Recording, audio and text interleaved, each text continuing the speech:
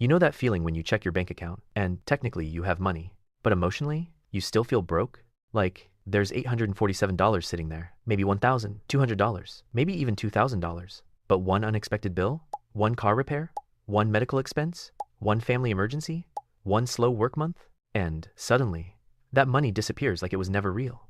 So you keep working. You keep saving a little. You keep telling yourself, okay, next month I'll finally get ahead. But somehow, every month feels like you're just climbing out of the same hole. And then you hear people online saying things like, just invest your money. Just start a business. Just buy assets. Just make your money work for you. And you're sitting there thinking, with what money? Because when you only have a few $100s saved, money does not feel like a tool. It feels like oxygen. You're not thinking about building wealth. You're thinking about surviving Thursday. But here's the thing. There is a specific point where money starts to feel different. Not because you suddenly become rich. Not because $10,000 buys you freedom forever. But because $10,000 changes the way you think, the way you move, the way you handle problems, and the way you see opportunities. That number is not magic, but it is powerful. And today, I want to explain what I call the $10,000 rule. Because for most people, the first $10,000 is not just a savings goal. It is the line between financial chaos and financial control. My name is Jack. If you're someone who feels like you're working hard but never actually getting ahead, make sure to hit the subscribe button and give this video a thumbs up if this helps you out. Look, most people think the life-changing money number is $1 million. And yes, obviously, $1 million would change things. Very insightful, Jack. But here's what most people don't realize. The first $10,000 can change your behavior more than the next $100,000. Because going from $0 to $10,000 is not just about adding money. It is about removing panic. And panic is expensive. When you have no savings, every problem becomes a crisis. A flat tire becomes credit card debt.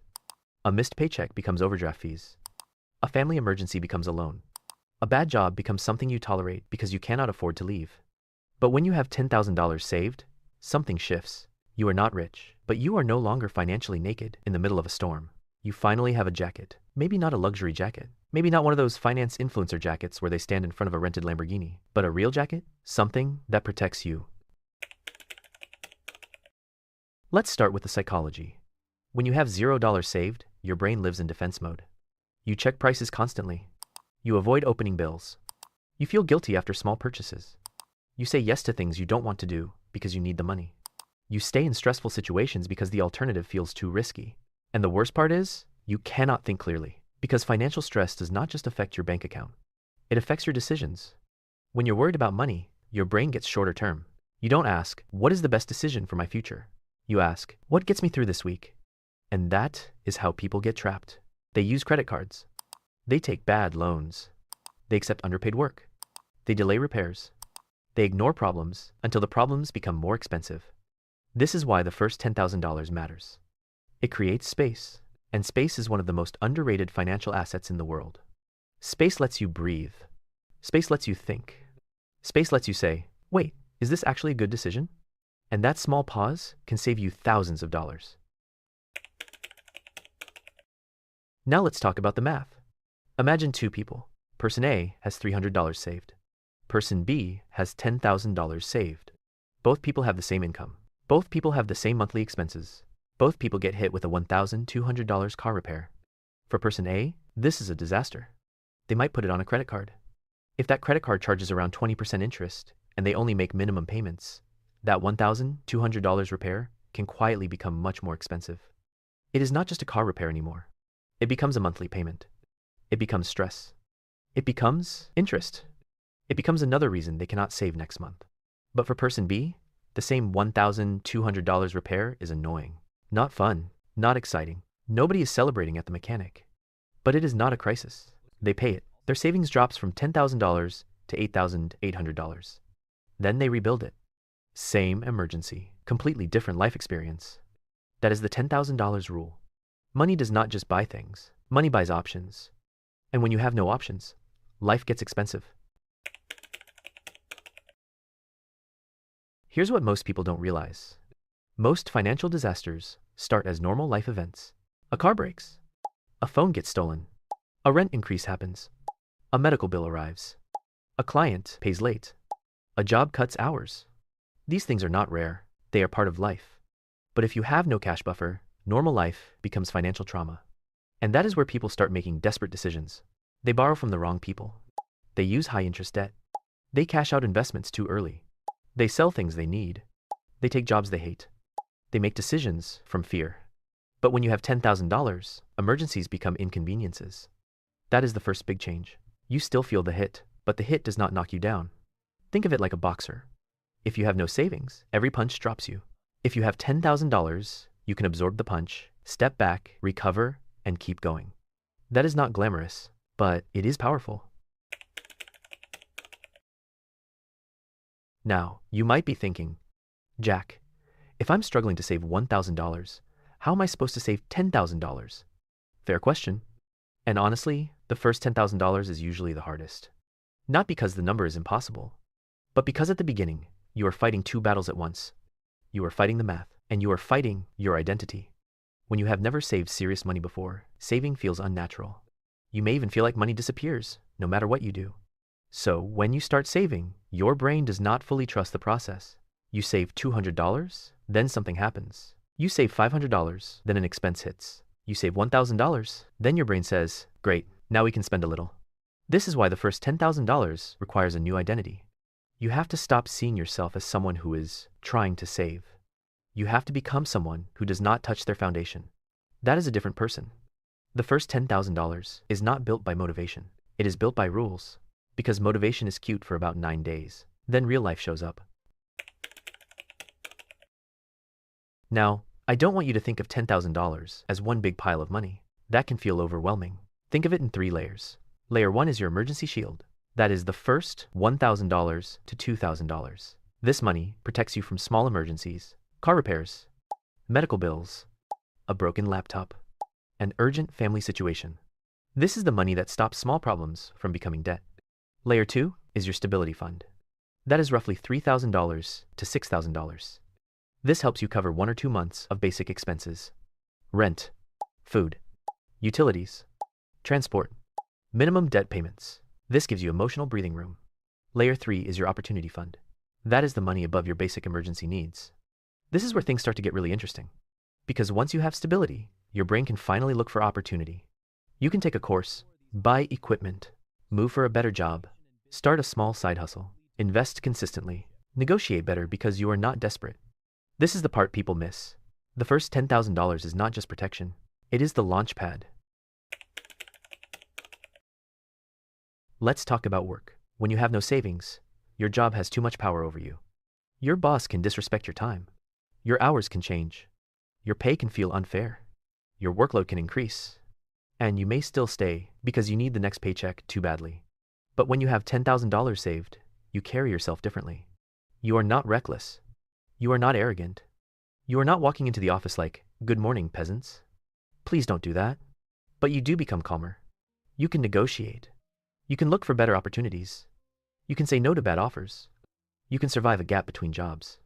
And that confidence can actually help you earn more. Because desperation is easy to smell. Employers smell it.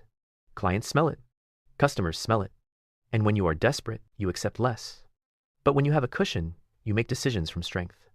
That is a massive shift. Now, here's where people make a mistake. They want to invest before they are stable. And look, investing is important. I talk about investing all the time.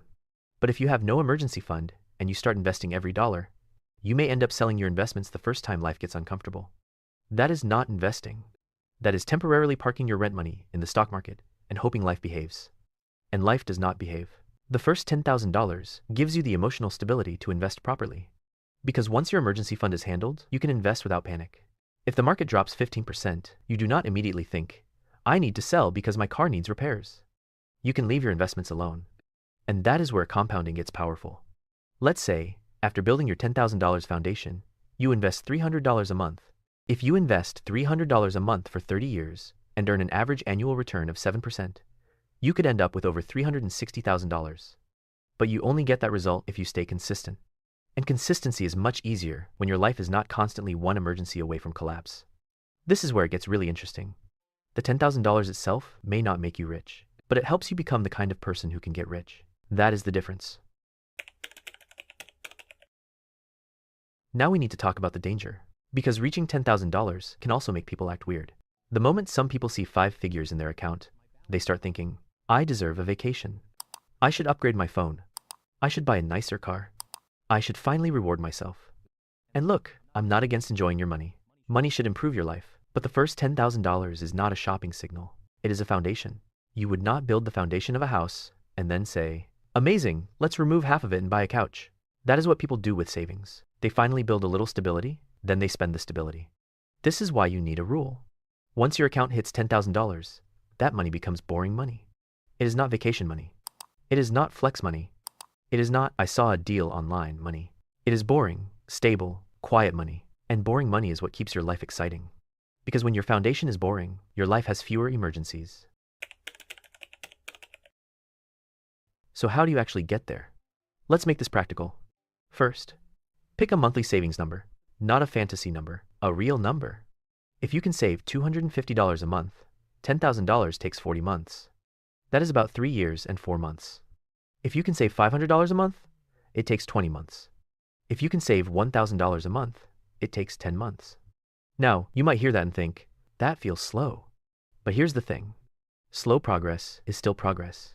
And most people stay broke because they keep quitting slow progress. They save for 2 months, don't feel rich, and stop. But the people who win are not always the people who make huge money. They are the people who keep going long enough for the boring plan to work. Second, automate it. Do not wait until the end of the month to save what is left, because nothing will be left. Money without a job gets hired by your impulses. So pay yourself first. The moment income comes in, move money into savings, even if it is $50, even if it is $100. The habit matters. Third, separate the account. Do not keep your emergency fund in the same account you use for daily spending. That is like keeping cookies on your desk and saying, I'll only eat them during emergencies. No, you won't. Move the money somewhere slightly inconvenient. Not impossible to access, just not too easy. Fourth, use windfalls wisely. Tax refunds, bonuses, gifts, extra freelance income, selling things you don't use. Most people use windfalls to upgrade their lifestyle. You should use them to upgrade your foundation, because one $1,000 bonus can save you months of progress. Fifth, attack the big leaks. People love to talk about coffee. And yes, small expenses matter. But the biggest savings usually come from housing, transportation, food, subscriptions, and debt payments. If your rent is too high, your car payment is too high, and your food delivery app knows your emotional schedule, saving will be hard. So don't just cut tiny things. Look for the big leaks. Here's a simple order. Before $10,000, your mission is protection. Build the emergency fund. Avoid high-interest debt. Reduce unnecessary expenses. Increase income where possible. Do not try to look rich. Try to become stable. After $10,000, your mission changes. Now you can start directing more money toward growth, investing, skill building, business ideas, career moves, better opportunities. But do not abandon the foundation. Keep the $10,000 protected, then build above it. Think of it like a video game. The first $10,000 unlocks the next level, but you still need to play smart. Let me give you a simple story. Imagine two friends, David and Mark. Both earn $4,000 a month. Both have similar expenses. David saves nothing because he feels like he will start later when he earns more. Mark decides to save $500 a month, no matter what. At first, nothing looks different. Month 1, Mark has $500. David has a nicer weekend.